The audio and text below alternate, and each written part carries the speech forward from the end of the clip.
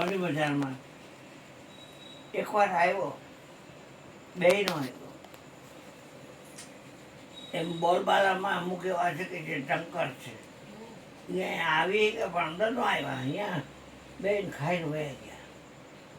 ખબર પડી જાય આપણને, મોટું વચન કામ કરતું હોય. ભોગે રોગ ભયો, તો ભૌમાસુર કેટલા અરમાન લઈને પડી હોય બાઈ, અને એ ઉપાડી જાય. એનો ભાઈડો તો રાહ જોતો રહી જાય ને. હવે ઉપાડી જાય એટલે એ અપવિત્ર થઈ ગઈ. એમાં આ બનેલી વાત છો બેટા, શાસ્ત્રમાં લખેલી છે. સામવેદની ઋચાઓમાં આ વાત આવે. તો ભગવાને ભૌમાસુરને માર્યો. પાપ વધવા દે પેલા, કે તમે મને ભૂલો છો સર્વવ્યાપક એવા ઈશ્વરને. તમને મારી બીક લાગે છે ને મારી બીક નથી લાગી તમને, અને ભાન નથી પડતી. એ તમને ભાન નથી પડતી. એટલે ભગવાન પાપ વધારતી માર નાખો. બીજું જાઓ આજથી તમે મુક્ત. એટલે વાળન તારું ખોલી અલીગઢનું, અને બધી પ્રજાજ્ઞાઓને બહાર કાઢી. બહાર કાઢ્યા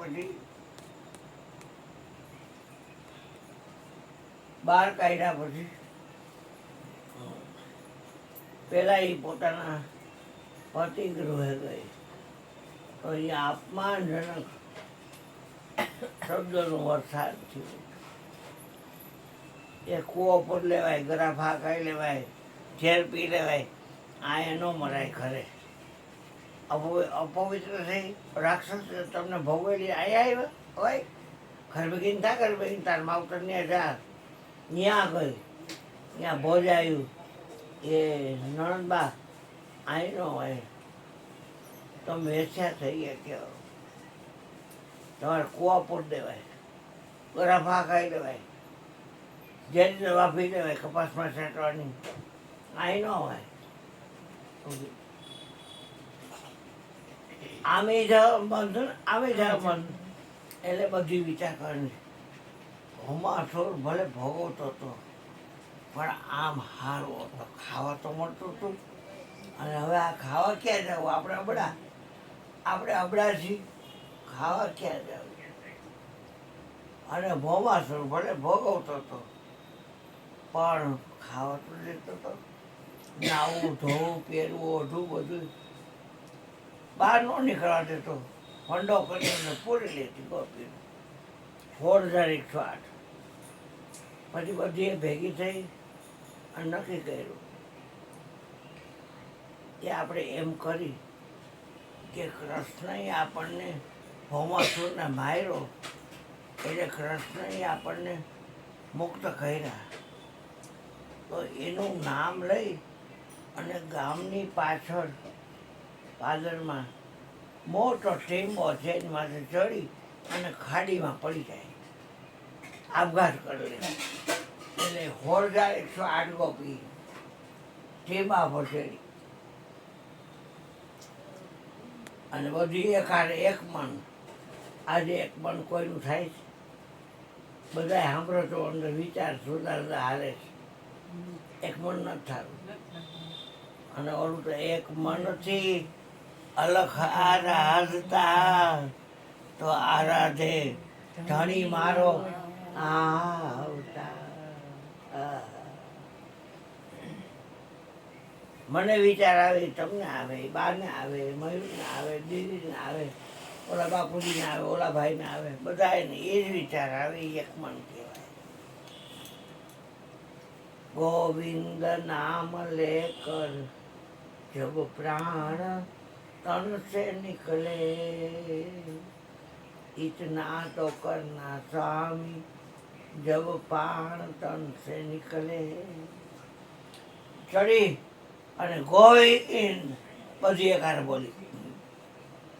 એનું પ્રમાણ વચન છે. એ એક મનથી મારું નામ લેશે, નામથી નામથી નામી જરાય વેગળો નથી. નામથી નામી જરાય વેગળો નથી. પ્રગટ થયો. પ્રજાજ્ઞાઓ આ માનવ દેહ સ્ત્રીનો હોય કે પુરુષનો હોય કે ભાવૈયાનો હોય, તમે આ શું કરો છો?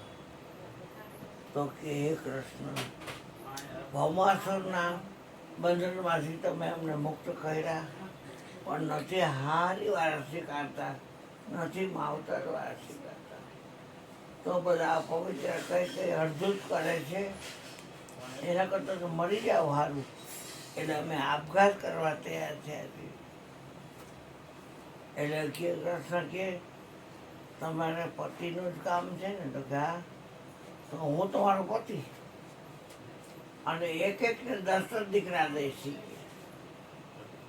વિચાર કરો. યાદવા સ્થળી બહુ મોટી, 16,108 બધીને 10 દીકરા થાય કેટલા થાય? અષ્ટપ્રકારની પટરાની 10 તો ખરા. આ 16,108 યાદવા સ્થળી કેવી મળશે? પણ હવે તમારે, હું તમારો પતિ, એક દી ભૂખા રાખું તો કહેજો. રોજ 56 ભોગ. અને એ બધાની રસોઈ બનતી હોય, કેટલી બનતી હોય. લ્યો ભગવાન લ્યો લ્યો.